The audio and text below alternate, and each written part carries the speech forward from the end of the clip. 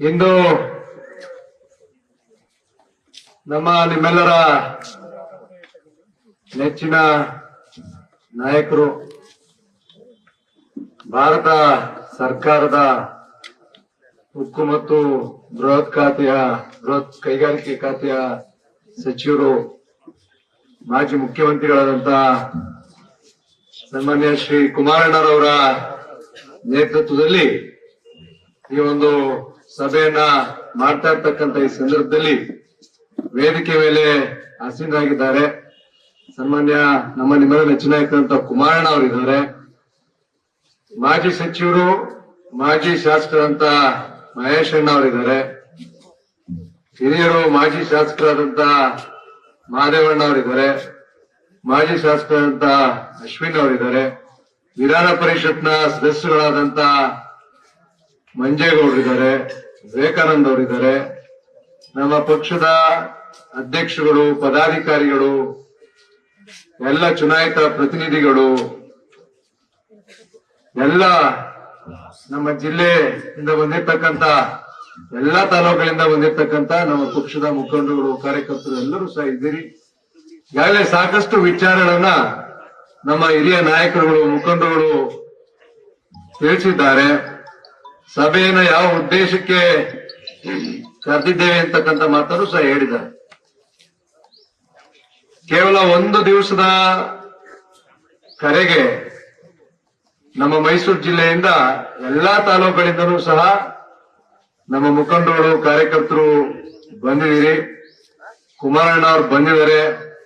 ಅವ್ರನ್ನ ನೋಡ್ಬೇಕು, ಮಾತಾಡಿಸ್ಬೇಕು, ಅವ್ರೇನ್ ಹೇಳ್ತಾರೆ ಕೇಳಬೇಕು ಅಂತಕ್ಕಂಥ ವಿಚಾರವನ್ನು ಇಟ್ಕೊಂಡು ತಾವೆಲ್ಲರೂ ಸಹ ಇಲ್ಲಿ ಬಂದಿದ್ದೀರಿ. ಈ ಸಭೆಯನ್ನ ಕರೆಯತಕ್ಕಂಥ ಉದ್ದೇಶ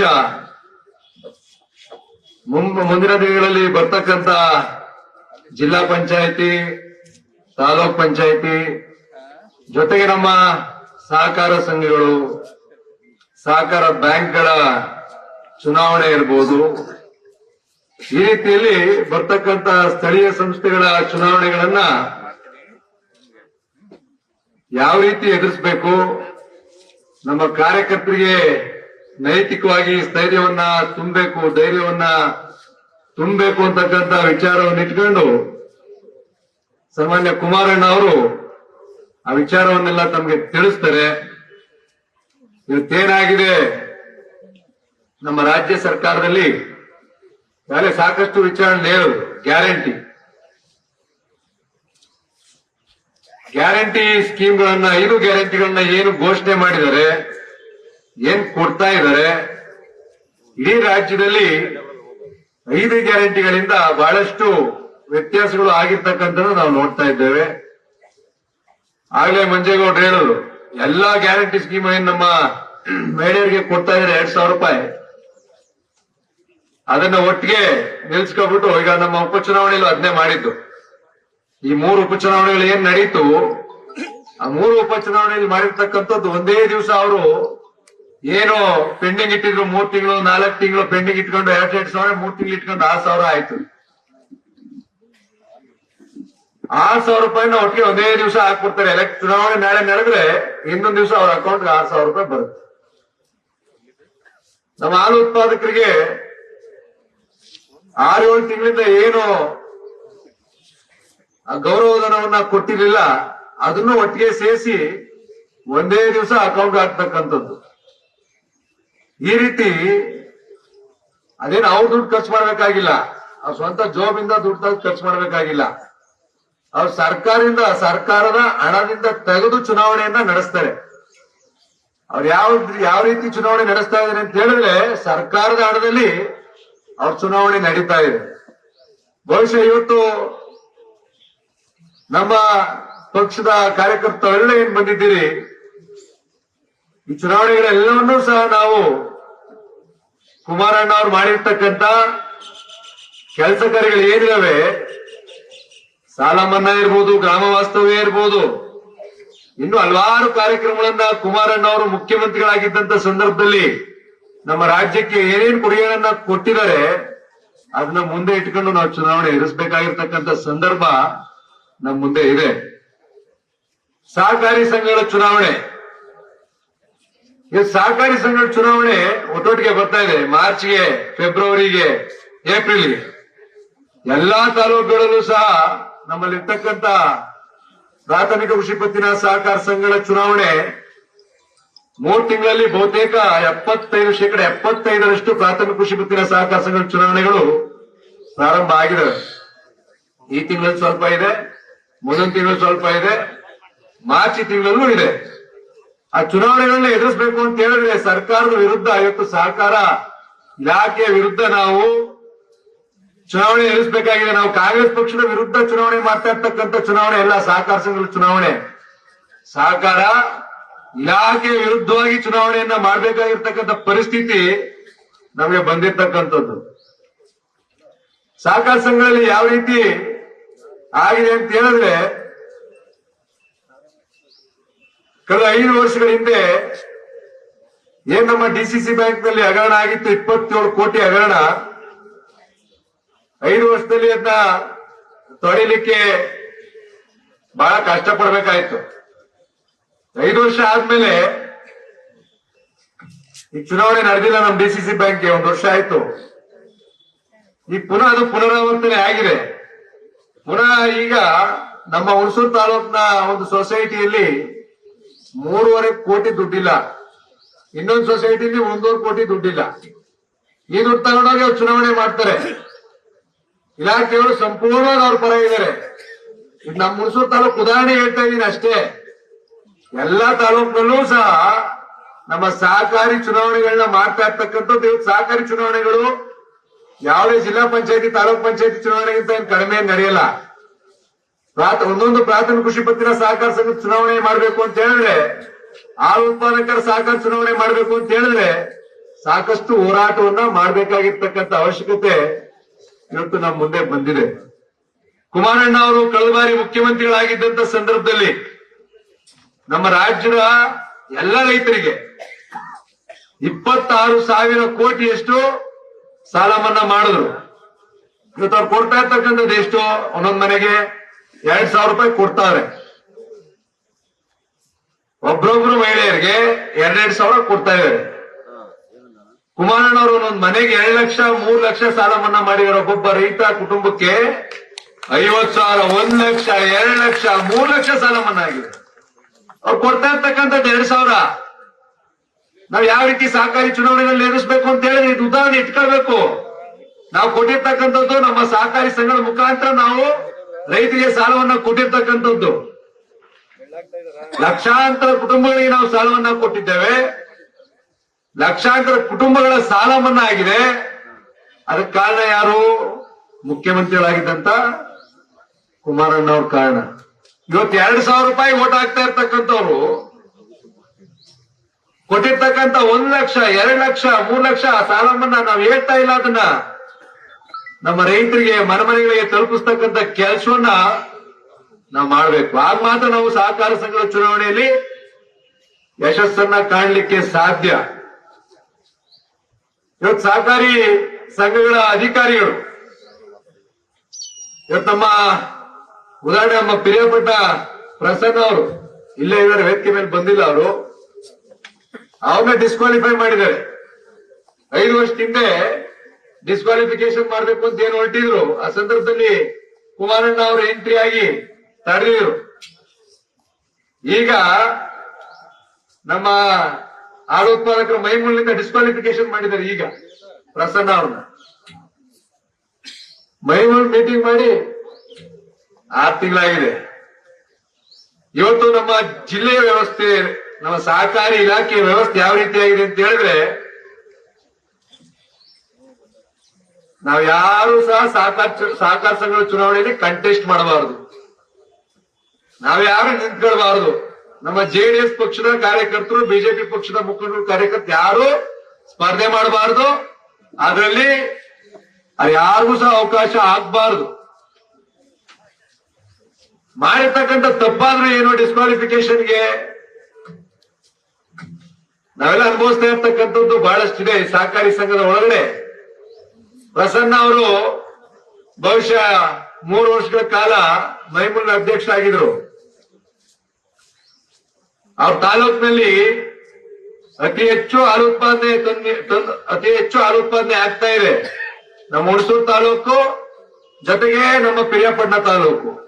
ಎರಡೂ ತಾಲೂಕುಗಳಲ್ಲೂ ಸಹ ಅತಿ ಹೆಚ್ಚು ಹಾಲು ಉತ್ಪಾದನೆ ಆಗ್ತಾ ಇದೆ. ರೈತರಿಗೆ ಪ್ರೋತ್ಸಾಹವನ್ನ ಹೆಚ್ಚಿಕೊಟ್ರು. ಹೆಚ್ಚೆಚ್ಚು ಹಾಲು ಉತ್ಪಾದಕರ ಸಹಕಾರ ಸಂಘಗಳನ್ನ ಪಕ್ಷಾತೀತವಾಗಿ ಮಾಡಿದ್ದು ನಮ್ಮ ತಪ್ಪು ಅಂತ ಕಾಣಿಸುತ್ತೆ. ಬಹುಶಃ ನಾವು ಪಕ್ಷಾತೀತವಾಗಿ ನಾವು ಸಹಕಾರ ಸಂಘಗಳ ಚುನಾವಣೆ ನಡೆಸಬೇಕು ಅಂತಕ್ಕಂಥ ಹೊರಟಿವಿ ನಾವೆಲ್ಲ. ಅದ್ಯಾವ್ದು ಇವತ್ತು ಕಾಣಿಸ್ತಾ ಇಲ್ಲ ನಮ್ ಕಣ್ಣಿಗೆ. ಬಹುಶಃ ನಾವು ತಪ್ಪು ಮಾಡಿದ್ದಾವೆ ಅಂತ ಕಾಣಿಸುತ್ತೆ. ನಾವು ಅವತ್ತು ಇದೇ ರೀತಿ ಇವರು ಕಾಂಗ್ರೆಸ್ ಪಕ್ಷದವರು ಸಹಕಾರ ಸಂಘಗಳ ಚುನಾವಣೆಯಿಂದ ಇನ್ನು ದೂರ ಇಡಬೇಕು ಅಂತಕ್ಕಂಥದ್ದನ್ನ ಮಾಡಿದ್ರೆ ಅವ್ರು ಚುನಾವಣೆ ನಿಲ್ಲಿಕ್ಕೆ ಅವಕಾಶ ಆಗ್ತಿರ್ಲಿಲ್ಲ. ನಾವೆಲ್ಲ ಚುನಾವಣೆ ಮಾಡಿ ಗೆದ್ದು ಬಂದಂತವ್ರು. ನಾವು ಚುನಾವಣೆ ಮಾಡಿ ಗೆಲ್ಲಕ್ಕೂ ಸಹ ಬರ್ತಾರೆ ಡಿಸ್ಕ್ವಾಲಿಫಿಕೇಶನ್, ವೋಟರ್ಸ್ ಲಿಸ್ಟ್ ಅಪ್ರೂವ್ ಮಾಡ್ತಾ ಇಲ್ಲ. ಈ ರೀತಿ ನಮ್ಮ ಸಹಕಾರಿ ಸಂಘಗಳ ವ್ಯವಸ್ಥೆ ಬಹಳ ಹದಗೆಟ್ಟೋಗಿದೆ. ಇವತ್ತು ನಾನು ಅದನ್ನೇ ಹೇಳಿ, ನಾವು ಕಾಂಗ್ರೆಸ್ ಪಕ್ಷದ ಕಾರ್ಯಕರ್ತರ ವಿರುದ್ಧ ಚುನಾವಣೆ ಮಾಡ್ತಾ ಇಲ್ಲ. ರಾಜ್ಯ ಸರ್ಕಾರದ ಸಹಕಾರ ಇಲಾಖೆ ವಿರುದ್ಧ ನಾವು ಚುನಾವಣೆ ಮಾಡಬೇಕಾಗಿರ್ತಕ್ಕಂಥ ಪರಿಸ್ಥಿತಿ ಇವತ್ತು ನಮಗ್ ಬಂದಿದೆ. ನಮ್ ಡಿಸಿಸಿ ಬ್ಯಾಂಕ್ ಚುನಾವಣೆ ಒಂದು ವರ್ಷದಿಂದ ನಡೀತಾ ಇಲ್ಲ. ಸಿಂಗಲ್ ಬೆಂಚ್ ಅಲ್ಲಿ ಹೈಕೋರ್ಟ್ ಅಲ್ಲಿ ಆರ್ಡರ್ ಆಯ್ತು, ಡಿವಿಷನ್ ಬೆಂಚ್ ಅಲ್ಲಿ ಆರ್ಡರ್ ಆಯ್ತು, ಚುನಾವಣೆ ಮಾಡ್ತಾ ಇಲ್ಲ. ಅದ್ ಹೆಂಗಾದ್ರೂ ಇರ್ಲಿ, ನಮ್ಮ ರೈತರಿಗೆ ಕೊಡ್ಬೇಕಾಗಿರ್ತಕ್ಕಂಥ ಸಾಲ ಕೊಡ್ತಾ ಇಲ್ಲ. ಇವತ್ತು ನಾವು ಗೆಲ್ಲಬೇಕು ಅಂತ ಹೇಳಿದ್ರೆ ಎರಡು ಅವಕಾಶ ಇದೆ ನಮ್ಗೆ. ಸಹಕಾರಿ ಸಂಘಗಳ ಚುನಾವಣೆ ಎದುರಿಸಬೇಕು ಅಂತ ಹೇಳಿದ್ರೆ, ಒಂದು ಕುಮಾರಣ್ಣ ಅವ್ರು ಮಾಡಿರ್ತಕ್ಕಂಥ ಸಾಲ ಮನ್ನಾವನ್ನ ಪ್ರತಿ ಮನೆಗೆ ತಲುಪಿಸ್ತಕ್ಕಂಥ ಕೆಲಸವನ್ನ ಮಾಡಬೇಕು. ಇನ್ನೊಂದು, ಇವತ್ತೇನಾಗಿದೆ, ರೈತರು 6 ತಿಂಗಳಾಗಿದೆ ಸಾಲ ಕಟ್ಟಿ, 4 ತಿಂಗಳಾಗಿದೆ ಸಾಲ ಕೊಡಕ್ಕೆ ಸಾಧ್ಯ ಆಗ್ತಾ ಇಲ್ಲ. ಸಾಲ ನಮ್ಮ ರೈತರಿಗೆ ಕಟ್ಟಿರ್ತಕ್ಕಂಥ ಸಾಲ ವಾಪಸ್ ಕೊಡಕ್ ಆಗ್ತಾ ಇಲ್ಲ. ಈ ರೀತಿಯಾದಂತ ವ್ಯವಸ್ಥೆ ಈ ಸರ್ಕಾರದೊಳಗೆ ಬಂದ್ ನಿಂತಿದೆ. ಸಹಕಾರಿ ಚುನಾವಣೆಗಳನ್ನ ನಾವು ಯಾವ ರೀತಿ ಸರ್ಕಾರ ಇಟ್ಕೊಂಡು ಎದುರಿಸ್ತಕ್ಕಂಥ ಅವಶ್ಯಕತೆ ನಮ್ಗಿಲ್ಲ. ಕುಮಾರಣ್ಣ ಅವ್ರು ನಮ್ ಜೊತೆ ಇದ್ದಾರೆ, ಅವ್ರು ಮಾಡಿರ್ತಕ್ಕಂಥ ಕೆಲಸ ಕಾರ್ಯಗಳು ನಮ್ ಜೊತೆ ಇದಾವೆ, ಸಾಲ ಮನ್ನಾದಂತ ಅನೇಕ ಯೋಜನೆಗಳು ನಮ್ ಜೊತೆ ಇದಾವೆ. ಅದ ಪ್ರತಿಯೊಬ್ಬರಿಗೆ ತಲುಪಿಸಿ ಅವ್ರನ್ನ ಮನದಟ್ಟು ಮಾಡಿದ್ರೆ ನಾವು ಸಹಕಾರಿ ಸಂಘಗಳ ಚುನಾವಣೆಯಲ್ಲಿ 100ಕ್ಕೆ 100 ಯಶಸ್ವಿ ಗಳಿಸಬಹುದು. ಆದ್ರೆ ಸಾಕಷ್ಟು ಸಂಘಗಳು ನಾವು ಕೋರ್ಟ್ಗೂ ಸಹ ಹೋಗ್ಬೇಕಾದಂತ ಅವಶ್ಯಕತೆ ಇದಾವೆ. ಚುನಾವಣೆನೇ ಮಾಡ್ತಾ ಇಲ್ಲ. ಸಾಕಷ್ಟು ನಮ್ಮ ಪ್ರಾಥಮಿಕ ಕೃಷಿ ಪತ್ತಿನ ಸಹಕಾರ ಸಂಘಗಳು, ಹಾಲು ಉತ್ಪಾದಕರ ಸಹಕಾರ ಸಂಘಗಳು ಚುನಾವಣೆನೇ ಮಾಡ್ತಾ ಇಲ್ಲ. ಇವತ್ತು ಹೈಕೋರ್ಟ್ಗೆ ಹೋಗಿದೀವಿ, ಎಲ್ಲ ಕೋರ್ಟ್ಗಳನ್ನ ಮೆಟ್ಲೇರಿದ್ರು ಸಹ ಹೈಕೋರ್ಟ್ ಆದೇಶಗಳನ್ನೂ ಸಹ ಧಿಕ್ಕರಿಸ್ತಾ ಇರ್ತಕ್ಕಂಥ ಸರ್ಕಾರ ಈ ಸರ್ಕಾರ. ಇದ್ರ ಜೊತೆಗೆ ಇವತ್ತೇನು ಹಲವಾರು ದಿವಸಗಳಿಂದ ನಾವು ನೋಡ್ತಾ ಇದ್ದೇವೆ, ನಮ್ಮ ಜೆಡಿಎಸ್ ಪಕ್ಷವನ್ನ ತೊರೆದು 12 ಜನ ಶಾಸಕರು ಹೋಗ್ಬಿಡ್ತಾರೆ ಕಾಂಗ್ರೆಸ್ ಪಕ್ಷಕ್ಕೆ ಅಂತಕ್ಕಂಥ ದಿನನಿತ್ಯ ಟಿವಿಗಳಲ್ಲಿ ಅದೇ ವಿಚಾರ. ನಾವ್ ಹೇಳ್ತಕ್ಕಂಥದ್ದಿಷ್ಟೇ, ಕಳೆದ ತಿಂಗಳಿನಲ್ಲಿ ಏನು ಬೆಳಗಾಂನಲ್ಲಿ ಅಧಿವೇಶನ ನಡೀತು, ನಾವೆಲ್ಲ ಶಾಸಕರುಗಳು ಸಹ ಅಲ್ಲಿದ್ವಿ. ನಮ್ಮ ಪಕ್ಷದ ಇರ್ತಕ್ಕಂಥ ಯಾವುದೇ ಶಾಸಕರಲ್ಲೂ ಸಹ ಆ ಯಾವುದೇ ರೀತಿಯಾದಂತ ಭಾವನೆನೂ ಸಹ ಕಿಂಚಿತ್ತು ನಾವು ಯಾರು ಕಾಣಲಿಲ್ಲ. ನಮ್ಮ 18 ಜನ ಶಾಸಕರು ಸಹ ಎಲ್ಲಿ ಕಿಂಚಿತ್ತು ಪಕ್ಷದ ಬಗ್ಗೆ ಅಸಮಾಧಾನ ಆಗ್ಲಿ, ಕುಮಾರಣ್ಣರವರ ಬಗ್ಗೆ ಅಸಮಾಧಾನ ಆಗ್ಲಿ, ಯಾವುದೇ ವಿಚಾರವೂ ಸಹ ಅಲ್ಲಿ ಪ್ರಸ್ತಾಪ ಇಲ್ಲ. ಎಲ್ಲರ ವಿಚಾರ ಒಂದೇ ಆಗಿತ್ತು, ನಾವೆಲ್ಲ ಜೊತೆಯಾಗಿ ನಿಲ್ಬೇಕು. ನಾವು 18 ಜನ ಶಾಸಕರು ನಾವೇನಿದೀವಿ ಅದೇ ರೀತಿಯಲ್ಲಿ ಇರ್ತಕ್ಕಂಥ ಎಲ್ಲ ಹಿರಿಯ ಮಾಜಿ ಶಾಸಕರುಗಳು, ಮಾಜಿ ಸಚಿವರು ಅವ್ರ ಜೊತೆ ನಿಂತು ಈ ಪಕ್ಷವನ್ನ ಕಟ್ಟತಕ್ಕಂಥ ಕೆಲಸವನ್ನ ಮಾಡಬೇಕು ಅಂತಕ್ಕಂಥ ವಿಶ್ವಾಸ ನಮ್ಮ ಎಲ್ಲ 18 ಜನ ಶಾಸಕರಲ್ಲೂ ಸಹ ಮನೋಭಾವನೆ ಇದೆ. ಈ ಭಾವನೆ ಉಂಟಾಗ್ತಾ ಇರ್ತಕ್ಕಂಥದ್ದು ಯಾಕೆ ಅಂತ ಹೇಳಿದ್ರೆ, ಮುಂದೆ ಬರ್ತಕ್ಕಂಥ ಜಿಲ್ಲಾ ಪಂಚಾಯತಿ ಚುನಾವಣೆ, ತಾಲೂಕ್ ಪಂಚಾಯತಿ ಚುನಾವಣೆ, ನಮ್ಮ ಸಹಕಾರ ಸಂಘಗಳ ಚುನಾವಣೆ, ಇದನ್ನೆಲ್ಲ ಎದುರಿಸ್ಬೇಕಲ್ಲ. ಈ ರೀತಿಯಾಗಿ ಪಕ್ಷವನ್ನ ನೈತಿಕವಾಗಿ ಕುಗ್ಗಿಸ್ಬೇಕು, ಬಲವನ್ನ ಕುಗ್ಗಿಸ್ಬೇಕು ಅಂತೇಳಿ ಈ ರೀತಿಯಾದಂತ ಊಹಾಪೋಹಗಳನ್ನ ಹರಿಬಿಟ್ಟಿದ್ದಾರೆ. ನಾವು 18 ಜನನೂ ಸಹ ಗಟ್ಟಿಯಾಗಿದ್ದೇವೆ. ಕುಮಾರಣ್ಣರವರ ಕೈಯನ್ನು ಬಲಪಡಿಸ್ತೇವೆ. ಮುಂದಿನ ದಿನಗಳಲ್ಲಿ ನಮ್ಮ ರಾಜ್ಯದಲ್ಲಿ ಜೆಡಿಎಸ್ ಹಾಗೂ ಬಿಜೆಪಿ ಏನ್ ಮೈತ್ರಿ ಇದೀವಿ, 100% ಮುಂದಿನ ದಿನಗಳಲ್ಲಿ 2000 ಮುಂದಿನ ಚುನಾವಣೆ ಏನ್ ಎದುರಿಸ್ತೀವಿ, 100% ನಮ್ಮ ಮೈತ್ರಿ ಪಕ್ಷ ಅಧಿಕಾರಕ್ಕೆ ಬರುತ್ತೆ. ನಮ್ಮೆಲ್ಲರ ಆಶಯ ಒಂದೇ, ನಮ್ಮೆಲ್ಲರ ಆಶಯ ಈ ರಾಜ್ಯದಲ್ಲಿ ಮತ್ತೊಮ್ಮೆ ಕುಮಾರಣ್ಣ ಅವರು ಮುಖ್ಯಮಂತ್ರಿ ಆಗ್ಬೇಕು ಅಂತಕ್ಕಂಥದ್ದೇ ನಮ್ಮೆಲ್ಲರ ಆಶಯ. ಅದಕ್ಕೆ ಪೂರಕವಾಗಿ ನಾವೇನು 18 ಜನ ಶಾಸಕರಿದ್ದೀವಿ, ನಮ್ಮ ಪಕ್ಷದ ಮಾಜಿ ಸಚಿವರುಗಳು, ಮಾಜಿ ಶಾಸಕರುಗಳು, ಹಿರಿಯ ಮುಖಂಡರುಗಳು ಏನಿದ್ದಾರೆ ಅವರೆಲ್ಲರ ಸಂಪೂರ್ಣ ಸಹಕಾರ, ಸಂಪೂರ್ಣ ಬೆಂಬಲ ಕುಮಾರಣ್ಣ ಅವ್ರ ಜೊತೆಗಿದೆ. ಜೊತೆಗೆ ಈಗಾಗಲೇ ಸಾಕಷ್ಟು ವಿಚಾರಗಳನ್ನ ನಾವು ನೋಡ್ತಾ ಇದ್ದೇವೆ. ನಿಖಿಲ್ ಕುಮಾರಸ್ವಾಮಿ ಅವರ ವಿಚಾರದಲ್ಲಿ ಈ ರಾಜ್ಯದ ರಾಜ್ಯಾಧ್ಯಕ್ಷ ಆಗ್ಬೇಕು ಅಂತಕ್ಕಂಥ ವಿಚಾರವನ್ನು ಸಹ ಅನೇಕ ಮಾಧ್ಯಮಗಳು ಇವತ್ತು ಚರ್ಚೆಯನ್ನ ಮಾಡ್ತಾ ಇರ್ತಕ್ಕಂಥ ನಾವು ನೋಡಿದ್ದೇವೆ. ನಾವು ಸಹ ಹಲವಾರು ಬಾರಿ ಚರ್ಚೆ ಮಾಡಿದಂತ ಸಂದರ್ಭದಲ್ಲಿ ಕುಮಾರಣ್ಣ ಅವರು ಇವತ್ತು ಕೇವಲ ಕರ್ನಾಟಕ ರಾಜ್ಯಕ್ಕಷ್ಟೇ ಸೀಮಿತವಾಗಿಲ್ಲ, ಇಡೀ ದೇಶದ ಉಕ್ಕು ಮತ್ತು ಬೃಹತ್ ಕೈಗಾರಿಕೆಯ ಸಚಿವರಾಗಿದ್ದಾರೆ. ನಾವು ಮೊನ್ನೆ ಕಳೆದ ತಿಂಗಳು ನಮ್ಮ ಭಾಗದ ಕೆಲವು ರೈತರು ಜೊತೆಗೆ ನಾವೇನು ಕುಮಾರಣ್ಣ ಅವ್ರನ್ನ ಭೇಟಿ ಮಾಡಿದ್ವಿ. ನಮ್ಮ ತಂಬಾಕು ಬೆಳೆಗಾರರ ಒಂದು ನಿಯೋಗವನ್ನ ಅವತ್ತು ನಾವು, ಮಹೇಶಣ್ಣ ಅವರು, ಮಹದೇವಣ್ಣ ಅವರು, ಜೊತೆಗೆ ಇನ್ನು ನಮ್ಮ ಮುಖಂಡಗಳೆಲ್ಲರೂ ಸಹ ನಮ್ಮ ತಂಬಾಕು ಬೆಳೆಗಾರರ ನಿಯೋಗವನ್ನ ಬೆಂಗಳೂರು ಕರ್ಕೊಂಡು ಬನ್ನಿ ಅಂತ ಹೇಳಿದ್ರು ಕುಮಾರಣ್ಣ ಅವರು. ನಾವು ಕರ್ಕೊಂಡು ಹೋಗಿದ್ವಿ. ಅಲ್ಲೇ ನಮ್ಮ ಕೇಂದ್ರ ಸರ್ಕಾರದ ಸಚಿವರಾದಂತ ಪಿಯೂಷ್ ಗೋಯಲ್ ಅವರಿಗೆ ಕರೆಯನ್ನ ಮಾಡಿ ಅವ್ರ ಅಪಾಯಿಂಟ್ಮೆಂಟ್ ನ ತೆಗೆದುಕೊಂಡು ನಮ್ಮನ್ನೂ ಸಹ ದೆಹಲಿಗೆ ಕರ್ಕೊಂಡು ಹೋಗಿ ನಾವು ತಂಬಾಕು ಬೆಳೆಗಾರರು ಕುಗ್ಗೋಗ್ತಾ ಇದ್ರು. ನಮ್ಮ ಭಾಗದಲ್ಲಿ ಇರ್ತಕ್ಕಂಥದ್ದು 5 ತಾಲೂಕುಗಳಲ್ಲಿ KR ನಗರ, ಹುಣಸೂರು, SD ಕೋಟೆ, ಪಿರಿಯಾಪಟ್ಟ, ಅರ್ಕಲ್ಗೂಡು ಈ ಭಾಗದ ರೈತರುಗಳು ಬಹಳ ಸಂಕಷ್ಟಕ್ಕೆ ಸಿಲುಕಿದ್ರು. ನಮ್ಮ ತಂಬಾಕು ಬೆಳೆಗಾರರು ಅವತ್ತೇನ್ ಸಂಕಷ್ಟಕ್ಕೆ ಸಿಲುಕಿದ್ರು, ನಾವೆಲ್ಲರೂ ಸಹ ನಾವೆಲ್ಲ ನಮ್ಮ ಬೋರ್ಡ್ಗಳಿಗೆ ಹೋದಂತ ಸಂದರ್ಭದಲ್ಲಿ ಕಣ್ಣೀರಾಕ ಪರಿಸ್ಥಿತಿಗೆ ನಮ್ಮ ರೈತರು ಬಂದಿದ್ರು. ಅವತ್ತೇನು ಕುಮಾರಣ್ಣ ಅವ್ರನ್ನ ನಮ್ಮನ್ನ ಕರ್ಕೊಂಡೋಗಿ ನಮ್ಮ ಪರವಾಗಿ ಅವರ ನೇತೃತ್ವದಲ್ಲಿ ಕುಮಾರಣ್ಣ ಅವರು, ನಿಖಿಲ್ ಕುಮಾರಸ್ವಾಮಿ ಅವರ ನೇತೃತ್ವದಲ್ಲಿ ಏನ್ ನಾವು ನಿಯೋಗ ಹೋಗಿ ಅಲ್ಲಿ ನಾವು ವಿಚಾರವನ್ನ ಮಂಡನೆ ಮಾಡಿದ್ವಿ. ಕುಮಾರಣ್ಣ ಅವರು ಏನು ನಮ್ಮ ಮಾನ್ಯ ಪಿಯೂಷ್ ಗೋಯಲ್ ಅವರಿಗೆ, ಆ ಇಲಾಖೆಯ ಸಚಿವರುಗಳಿಗೆ, ಇಲಾಖೆಯ ಅಧಿಕಾರಿಗಳ ಜೊತೆ ಚರ್ಚೆಯನ್ನ ಮಾಡಿದ್ರು. ಅದು ಪ್ರತಿಫಲವಾಗಿ ಇವತ್ತು ನಮ್ಮ ರೈತರಿಗೆ ಅವತ್ತು ಲೋ ಗ್ರೇಡ್ ತಂಬಾಕನ್ನ ಖರೀದಿನೇ ಮಾಡ್ತಿರ್ಲಿಲ್ಲ. ನಮ್ಮ ಭಾಗದಲ್ಲಿ ಟೊಬ್ಯಾಕೋ ಬೋರ್ಡ್ ನಲ್ಲಿ ಲೋ ಗ್ರೇಡ್ ತಂಬಾಕನ್ನ ಖರೀದಿನೇ ಮಾಡ್ತಿರ್ಲಿಲ್ಲ. ಅವತ್ತು 190 ರೂಪಾಯಿಗೆ ರೇಟ್ ಇಳಿಸಬೇಕು ಅಂತಕ್ಕಂಥ ತೀರ್ಮಾನವನ್ನ ಅವತ್ತು ತಂಬಾಕು ಮಂಡಳಿ ಮಾಡ್ತಾ ಇದ್ರು. ಅವತ್ತು ಕುಮಾರಣ್ಣ ಅವರು ಏನವತ್ತು ಒಂದು ಮೀಟಿಂಗ್ ಅನ್ನ ಮಾಡಿಸಿದ್ರು. ಅವ್ರೇನು ಒಂದು ಮನವಿಯನ್ನ ಕೇಂದ್ರ ಸರ್ಕಾರದ ಸಚಿವರಲ್ಲಿ ಮಾಡಿದ್ರು. ಅದು ಪ್ರತಿಫಲವಾಗಿ ಇವತ್ತು ಒಂದೇ 1 ಕೆಜಿ ತಂಬಾಕನ್ನು ಬಿಡಲ್ಲ, ಸಂಪೂರ್ಣವಾಗಿ ಖರೀದಿ ಮಾಡ್ತೀವಿ ಅಂತಕ್ಕಂಥ ಮಾತನ್ನ ನಮ್ಮ ಕಂಪನಿಗಳು ಇವತ್ತು ನಮಗೆ ಮಾತನ್ನ ಕೊಟ್ಟಿದ್ದಾರೆ.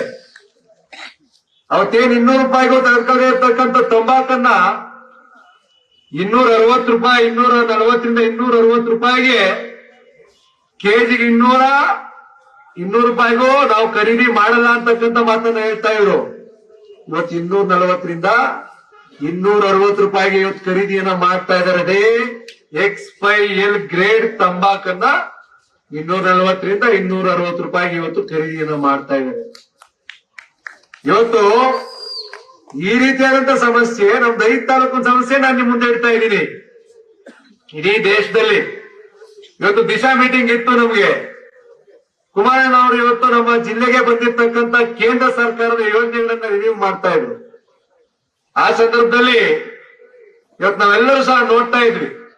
ಅಲ್ಲಿ ಹೇಳ್ತಾ ಇದ್ರು, ಇವತ್ತು ಆಂಧ್ರ ಪ್ರದೇಶದ ಮುಖ್ಯಮಂತ್ರಿಗಳು ಅಲ್ಲಿ ನಮ್ಮ ಕೇಂದ್ರ ಸರ್ಕಾರ ಜೊತೆಗೆ ಏನು ಹೊಂದಾಣಿಕೆಯನ್ನ ಮಾಡ್ಕೊಂಡು 10,000 ಕೋಟಿಯಷ್ಟು ಹಣವನ್ನ ತೆಗೆದುಕೊಂಡು ಹೋಗಿ ಇಲ್ಲಿ ಕೊಡ್ತಾ ಇದೀವಿ ಅಂತಕ್ಕಂಥ ಮಾತನ್ನ ಕುಮಾರಣ್ಣ ಅವರು ಹೇಳ್ತಾ ಇದ್ರು.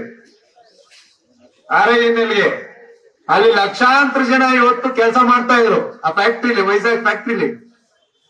ಕುಮಾರಣ್ಣ ಅವರು ಬಹುಶಃ ಇವತ್ತು ನಮ್ಮ ಉಕ್ಕು ಮತ್ತು ಬೃಹತ್ ಕೈಗಾರಿಕೆ ಸಚಿವರಾದ್ರು. ಬಹುಶಃ ಅಲ್ಲಿ ಅವ್ರ ಪುಣ್ಯ ಅಂತ ಕಾಣಿಸುತ್ತೆ. ಇವತ್ತು ಲಕ್ಷಾಂತರ ಕುಟುಂಬಗಳಿಗೆ ಒಂದು ಆ ಫ್ಯಾಕ್ಟ್ರಿಗೆ ಪುನರ್ಜೀವನ ಕೊಡೋದ್ರ ಮುಖಾಂತರ ಲಕ್ಷಾಂತರ ಕುಟುಂಬಗಳಿಗೆ ಇವತ್ತು ಜೀವನಕ್ಕೆ ಕುಮಾರಣ್ಣ ಅವರು ಆಧಾರವಾಗಿ ನಿಂತಿದ್ದಾರೆ. ಬಹುಶಃ ಇವತ್ತು ಆಂಧ್ರದ ವೈಜಾಗ್ ನಲ್ಲಿ ನಮ್ಗೆ ಹೇಳ್ತಾ ಇದ್ರು, ಭದ್ರಾವತಿನೂ ಸಹ ನಾನು ಪುನರ್ಜೀವನ ಗೊಳಿಸ್ತೀನಿ ಅಂತಕ್ಕಂಥ ಮಾತನ್ನ ಹೇಳ್ತಾ ಇದ್ರು. ಈ ರೀತಿಯಲ್ಲಿ ಬಹುಶಃ ಇಡೀ ರಾಷ್ಟ್ರದ ಹಲವಾರು ಸಮಸ್ಯೆಗಳು ಅವ್ರ ಮುಂದೆ ಇದೆ. ರಾಷ್ಟ್ರದ ಸಮಸ್ಯೆಗಳು ನಮ್ಮ ರಾಜ್ಯ ಸರ್ಕಾರ ಇವತ್ತು ಬಹುಶಃ ಇವತ್ತೆಲ್ಲ ಒಂದ್ ಕಡೆ ಕೇಂದ್ರ ಸರ್ಕಾರ ಜೊತೆ ಹೊಂದಾಣಿಕೆಯನ್ನು ಮಾಡ್ಕೊಳ್ಳದೆ ಇರ್ತಕ್ಕಂಥ ಸಂದರ್ಭದಲ್ಲಿ ಕುಮಾರಣ್ಣ ಅವರು ಸಹ ಏನು ಮಾಡ್ಲಿಕ್ಕಾಗದೆ ಇರ್ತಕ್ಕಂಥ ಪರಿಸ್ಥಿತಿ ಇವತ್ತು ಬಂದಿದೆ. ಇವತ್ತು ಈ ಸಂದರ್ಭದಲ್ಲಿ ನಾವೆಲ್ಲರೂ ಸಹ ನಿಖಿಲ್ ಕುಮಾರಸ್ವಾಮಿ ಅವ್ರನ್ನ ನಮ್ಮ JDS ಪಕ್ಷದ ರಾಜ್ಯಾಧ್ಯಕ್ಷನಾಗಿ ಮಾಡಬೇಕು ಅಂತಕ್ಕಂಥ ಒತ್ತಾಯವನ್ನ ನಾವೀಗಾಗಲೇ ಮನವಿಯನ್ನೂ ಸಹ ಮಾಡಿದೀವಿ.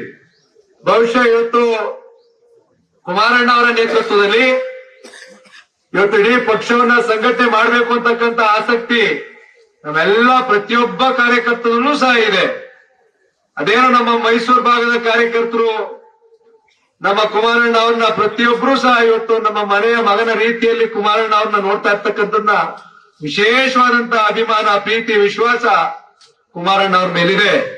ಆದ್ರಿಂದ ಮುಂದಿನಲ್ಲಿ ಬರ್ತಕ್ಕಂಥದ್ದು ಯಾವುದೇ ಚುನಾವಣೆ ಇರ್ಲಿ, ನಮ್ಮ ಜಿಲ್ಲಾ ಪಂಚಾಯತಿ ಚುನಾವಣೆ ಇರ್ಲಿ, ತಾಲೂಕ್ ಪಂಚಾಯತಿ ಚುನಾವಣೆ ಇರ್ಲಿ, ಸಹಕಾರ ಸಂಘಗಳ ಚುನಾವಣೆ ಇರ್ಲಿ, ಎಲ್ಲವನ್ನ ಕುಮಾರಣ್ಣ ಅವರ ನೇತೃತ್ವದಲ್ಲಿ ನಮ್ಮ ವೇದಿಕೆ ಮೇಲೆ ಆಸೀನರಾಗಿರ್ತಕ್ಕಂಥ ನಮ್ಮ ಮೈಸೂರು ಜಿಲ್ಲೆಯ ಎಲ್ಲ ಹಿರಿಯ ನಾಯಕಗಳ ನೇತೃತ್ವದಲ್ಲಿ, ಚುನಾಯಿತ ಪ್ರತಿನಿಧಿಗಳ ನೇತೃತ್ವದಲ್ಲಿ ಈ ಚುನಾವಣೆಯನ್ನ ನಡೆಸಿ ಏನು ನಮ್ಮ JDS ಹಾಗೂ ಬಿಜೆಪಿ ಮೈತ್ರಿಯಲ್ಲಿ ಚುನಾವಣೆಯನ್ನ ಎದುರಿಸ್ತೀವಿ, 100ಕ್ಕೆ 100 ನಮ್ಮ ಮೈಸೂರಿನಲ್ಲಿ ಎಲ್ಲ ಸ್ಥಳೀಯ ಸಂಸ್ಥೆಗಳಲ್ಲಿ ನಾವು ಅಧಿಕಾರವನ್ನ ಹಿಡಿಲಿಕ್ಕೆ ಸಾಧ್ಯ ಇದೆ.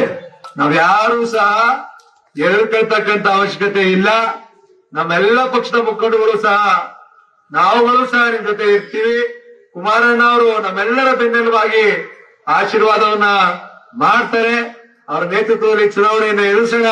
ನಾವೆಲ್ಲರೂ ಸಹ ಯಶಸ್ವಿಯಾಗಿ ಚುನಾವಣೆಯನ್ನ 100ಕ್ಕೆ 100 JDS ಪಕ್ಷಕ್ಕೆ ಸಂಪೂರ್ಣವಾದಂತ ಏನು ಶಕ್ತಿಯನ್ನ ತುಂಬಬೇಕು ನಮ್ಮ ಕಾರ್ಯಕರ್ತರುಗಳು, ಮುಖಂಡರು, ನಾವೆಲ್ಲರೂ ಸಹ ಕಾಯ ವಾಚ ಮನಸ್ಸ ಕೆಲಸವನ್ನ ಮಾಡಿ ಪಕ್ಷಕ್ಕೆ ಸಂಪೂರ್ಣವಾದಂತ ಶಕ್ತಿಯನ್ನು ತುಂಬತಕ್ಕಂಥ ಕೆಲಸವನ್ನ ಮಾಡ್ತೀವಿ.